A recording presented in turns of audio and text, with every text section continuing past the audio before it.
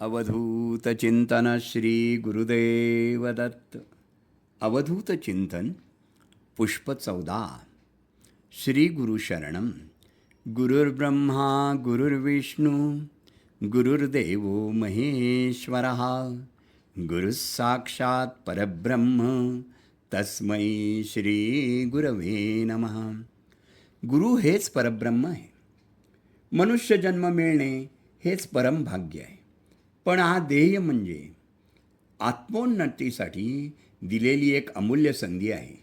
पण या जन्माचे खरे सौंदर्य तेव्हाच खुलते जेव्हा या देहाला योग्य दिशा देणारा, अंतःकरणाला जागवणारा सद्गुरू लाभतो.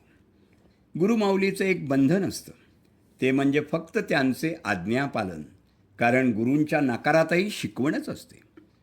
ज्ञान त्यांच्या चरणकमलात असते आणि आज्ञा पाळणे हे अंगवळी पडले पाहिजे.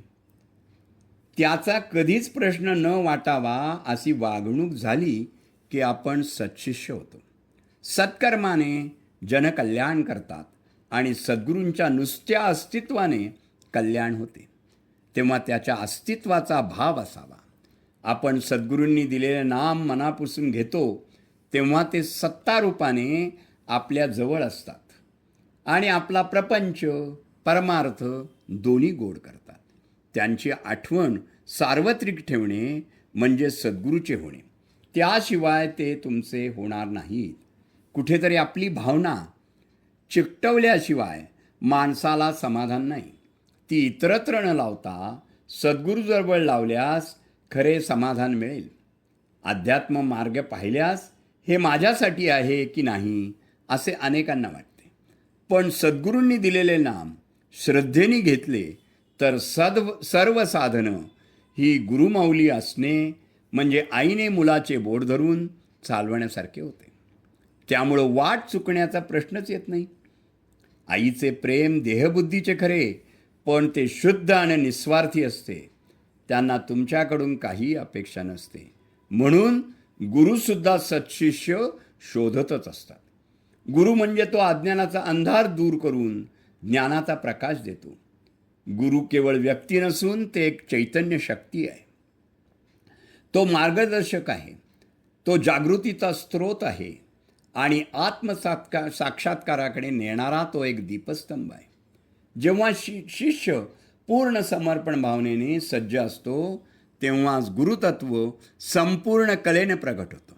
मग तो समोर दिसणारा गुरु आपला सद्गुरू होऊन आपल्या अंतरात्म्यात प्रवेश करतो आणि भक्तिमार्गावर पुढे नेत जातो. आडमार्गी जाता सांभाळून घेतो, योगक्षेम चालवतो, प्रारब्धाची बोचरी धार बोथट करतो, संकटात आधार देतो, भगवत मार्गी माणसं देतो, आत्मशांती देतो. हळूहळू काही एक जन्मात मोक्षाकडे घेऊन जातो. आपल्या मनात सतत शंका असतात, कारण आपल्याला चमत्कार व्हावेत असं वाटतं. सद्गुरूंवर ठाम श्रद्धा आणि विश्वास असला की शंका आपोआप दूर होतात. गुरुचरणाकडे वळण्यासाठी दैवगतीही लागतेच. नशिबाने मिळालेल्या सर्व गोष्टी टिकतातच असं नाही. त्या टिकवण्यासाठी आशीर्वादाची आवश्यकता असते. हे परमेश्वरी सूत्र सामान्यांना अवगत नसते. गुरु पाठीशी असल्यावर ते आपल्याला सावध करतात, कोठे चुकते हे सांगतात. आपण फक्त नावेत राहावं, नाव वल्लवण्याचा प्रयत्न करू नये. नावेत बसल्यावर किनारी पोचवण्याचे काम नावाड्याचे असतं. तसेच आपण श्रीगुरूंची कास धरावी. ते पहिलं तरी नेतीलच. गुरुसेवा करणं हे सोपं नाही. ते परीक्षा घेत शिष्याला तयार करत असतात. शिष्यात असलेले गुण ते जागृत करतात. ती शक्ती त्यांच्या ठायी असते.